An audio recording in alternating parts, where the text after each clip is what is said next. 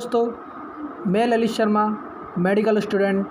आप देख रहे हैं मेरा YouTube channel technical Sharma medico.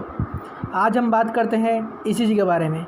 ECG क्या होती है, उसका यूज़ कैसे होता है और किन किन डिसीज़ों में उसका यूज़ होता है और हाउ टू रीड ईसीजी, हम ईसीजी को रीड कैसे करते हैं। मैं सारी इन्फॉर्मेशन ईसीजी से रिलेटेड आपको इस वीडियो में बताऊंगा।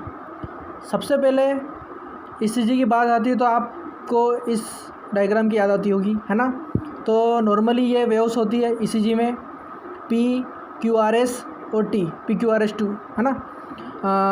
सबसे पहले बात करते हैं कि ये जो लाइन दिख रही है आपको, ये वाली, ये आइजो इलेक्ट्रिकल लाइन होती है ना। और ये क्या होती है, पी वेव होती है, ये होती है क्यू आर एस कॉम्प्लेक्स, ये एस टी सेगमेंट्स, और ये होती है टी वेव। मतलब ईसीजी होती क्या है, ईसीजी होती है electrical activity of the heart in the form of graph we study, है ना। पूरे हार्ट की इलेक्ट्रिकल एक्टिविटी, उसमें क्या क्या एबनॉर्मलिटी आ रही है, उसमें क्या क्या डिफेक्ट है, उसमें क्या डिसीज़, कोई डिसीज़ तो नहीं है हार्ट से रिलेटेड, सारी हमें ईसीजी से हम ईसीजी से पता कर सकते हैं इन द फॉर्म ऑफ ग्राफ, है ना। तो जनरली हमारा जो हार्ट होता है वो 4 चैम्बर हार्ट होता है। Right atrium, left atrium, right ventricle, left ventricle. इस हार्ट में, 4 चैम्बर हार्ट में कुछ भी हो, चाहे वो कुछ डिफेक्ट हो या कुछ एबनॉर्मलिटी आ गई हो या कुछ डिसीज़ हो, वो हमें ईसीजी के द्वारा पता चल सकती है ना। तो पहले बात करते हैं हम ईसीजी के ग्राफ की, मतलब डायग्राम की बात करते हैं। तो ये जो पी वेव होती है, ये पी वेव हमें रिप्रेजेंट करती है आर्टियल डीपोलराइजेशन, या बोल सकते हैं आर्टियल सिस्टोल, यानी कि कॉन्ट्रैक्शन। जब भी राइट आर्टियम और लेफ्ट आर्टियम में कॉन्ट्रैक्शन होगा तो पी वेव का फॉर्मेशन होगा। क्यूआरएस में, जब क्यूआरएस सेगमेंट की बात करते हैं तो ये रहा क्यूआरएस, इसको क्यूआरएस कॉम्प्लेक्स भी कहा जाता है ना। तो क्यूआरएस में क्या होता है, वेंट्रिकुलर डीपोलराइजेशन, यानी कि ये हमें वेंट्रिकल के बारे में इंफॉर्मेशन देगा, या वेंट्रिकल में कुछ डिफेक्ट हो या वेंट्रिकल में कुछ भी वेंट्रिकुलर डिसीज़ हो, हम क्यूआरएस में अगर एबनॉर्मलिटी आती है तो हम उससे पता कर सकते हैं। जब क्यूआरएस का फॉर्मेशन होता है वेंट्रिकुलर डीपोलराइजेशन, यानी कि जब हमारे ventricles, right ventricle, left ventricle contract होंगे तब क्यूआरएस कॉम्प्लेक्स का फॉर्मेशन होगा। अब बात करते हैं हम टी वेव। टी वेव का फॉर्मेशन कब होगा, टी वेव का फॉर्मेशन तब होगा जब रिलैक्स स्टेट में जाएगा हमारा हार्ट रिलैक्स हो जाएगा और वो प्रिपेयर हो जाएगा नेक्स्ट साइकिल के लिए, है ना। यानी कि बोल सकते हैं हम वेंट्रिकुलर रीपोलराइजेशन, यानी कि हमारे वेंट्रिकल रिलैक्स स्टेट में आ जाएंगे, तब टी वेव का फॉर्मेशन होगा। यानी कि टी वेव का फॉर्मेशन हमको बताता है कि हमारा वेंट्रिकल रिलैक्स स्टेट में है। तो हम बात करते हैं एस टी सेगमेंट की। एस टी सेगमेंट क्या होता है, एस टी सेगमेंट होता है बिटवीन आर्टियम एंड वेंट्रिकुलर डीपोलराइजेशन, जो होता है उसको बोला जाता है एस टी सेगमेंट।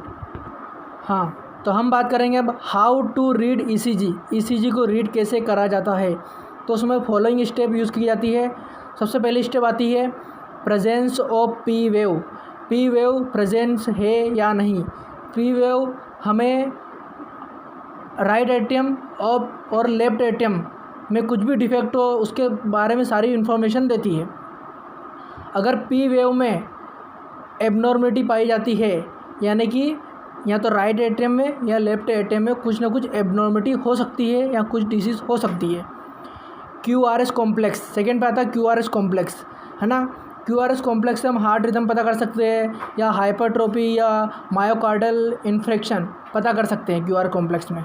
अगर क्यूआरएस कॉम्प्लेक्शन में कुछ भी अगर एबनॉर्मलिटी पाई जाती है या कुछ डेविएशन पाया जाता है इस वेव में, तो यानी कि हमारे राइट वेंट्रिकल या लेफ्ट वेंट्रिकल में कुछ न कुछ डिफेक्शन है या कुछ सिम्टम या कुछ डिसीज़ हो सकती है। और फिर थर्ड स्टेप होती है एक्सिस डेविएशन, फिर आता है एस टी सेगमेंट, और फिर आती है लास्ट में टी वेव।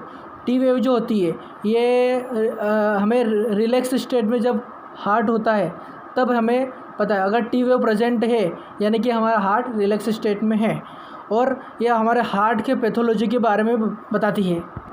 दोस्तों, जनरली ईसीजी में 12 इलेक्ट्रोड को यूज़ किया जाता है, 12 लीड इलेक्ट्रोड को यूज़ किया जाता है। उसमें उसके जो 10 इलेक्ट्रोड होते हैं, जो कि 2 इलेक्ट्रोड जो होते हैं वो दोनों हाथों में राइट और लेफ्ट में लगाया जाता है, और 2 इलेक्ट्रोड जो होते हैं वो पैरों में लगाए जाते हैं। बाकी की जो 6 इलेक्ट्रोड होते हैं वो चेस्ट पर लगाए जाते हैं, है ना। जनरली 12 लीड इलेक्ट्रोड ही यूज़ किया जाता है, जिसके 10 इलेक्ट्रोड होते हैं, है ना। अब जैसे मैं बता चुका हूँ आपको कि 2 हाथों में 2 पैरों में, बाकी जो 6 जो होती है वो चेस्ट में लगाई जाती है। जैसे कि हम देख सकते हैं कि 10 लीड्स कहाँ पे लगाई गई है। ये राइट हैंड पे लगाई गई है, एक ये लेफ्ट हैंड पे, ये राइट लेग पे, लेफ्ट लेग पे, और ये जो 6 लीड्स है, 6 इलेक्ट्रोलीड्स है वो चेस्ट पे लगाई गई है। आप देख सकते हैं इस डायग्राम के थ्रू। ये V1, V2, V3, V4, V5, V6 ये लीड्स हो गई, है ना। V यहाँ रिप्रेजेंट कर रहा है वोल्टेज को, है ना। तो ये 6 लीड्स हो गई, और ये जो बाकी की जो लीड्स है 4 लीड्स, ये right hand, left hand, right leg और लेफ्ट लेग, है ना। ये 10 इलेक्ट्रोड लीड्स होती है ना। हाँ तो दोस्तों, अब मैं चलता हूँ। अगर आपको मेरा वीडियो अच्छा लगा है तो please like, share and subscribe कीजिए। धन्यवाद।